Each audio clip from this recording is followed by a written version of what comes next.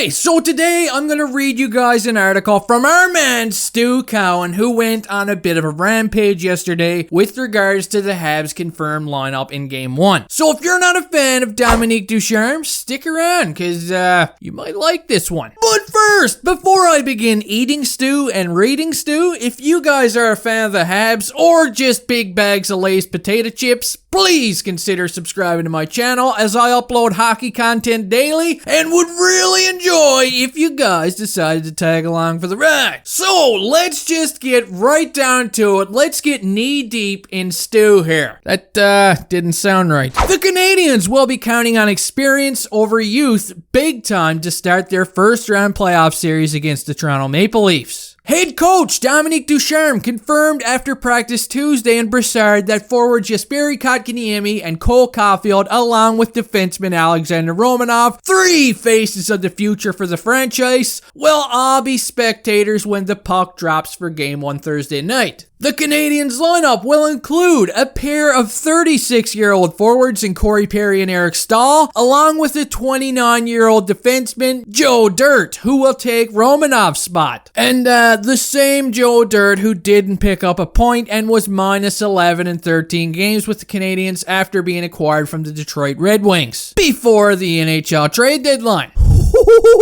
Shots fired, Stu. Shots fired. Now, he goes on to say, while Perry definitely earned a spot in the playoff lineup, Stahl has been a disappointment since being acquired from the Buffalo Sabres before the trade deadline. Yeah, bit of an understatement there, Stu. He was looking very slow while posting 2, 1, and 3 totals and a minus 10 in 21 games with the Canadiens. Yeah. You tell him, Stu. Kotkaniemi played himself out of the playoff lineup by posting 0, 4, and 4 totals in the last 24 games of the regular season and going pointless in the last 12 games. Rookie Jake Evans, who had 1 goal in his last 42 games, will be in the lineup as the fourth-line center. Caufield scored 4 goals in 10 games after getting called up by the Canadiens, but that was not enough to earn a spot on the playoff roster. Romanov's game got worse after he was paired with Mural, but it's Romanov who won't be in the lineup to start the playoffs. Now, last season, the Canadiens decided to rely on their youth when they were lucky to get into the expanded postseason format because of the COVID-19 bullshit. God, I hate that stuff. Kotkaniemi and Nick Suzuki both rose up to the challenge, finishing tied for the team lead with 4 goals each in 10 games as the Canadiens upset the Penguins in the qualifying round before losing to the Philadelphia Flyers in the first playoff round. The last 2 times the Canadiens were in the playoffs, they lost in the first round. Come on, Stu, don't remind me of that shit. Despite outstanding performances by goalie Carey Price. In 2017, the Canadiens lost in 6 games to the New York Rangers because they only scored 11 goals. Sounds like a problem there, Stu. Last season, the Canadiens lost in 6 games to the Flyers because they only scored 13 goals and were shut out in back-to-back games. Yeah.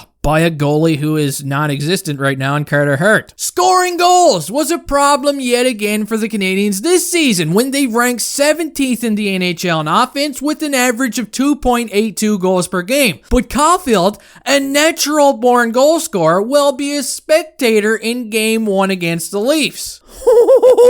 Come on, Stu, do it! Pull the trigger, Stu. It doesn't make sense, and it's hard to understand how the Canadiens went from relying on their youth in the playoffs last season to throwing that strategy out the frickin' window this year. It's hard to imagine the Canadiens beating the Maple Leafs in this series, let alone winning the Stanley Cup. And this playoff experience could be priceless for Kotkaniemi, Caufield, and Romanov. It also doesn't make sense when you look at the success the Canadiens have had in the past, including last year's surprising upset of the Penguins, by counting on their youth. Goalie Ken Dryden had 6 games of NHL experience when he led the Canadiens to the Stanley Cup in 1971, winning the Conn Smythe Trophy as playoff MVP.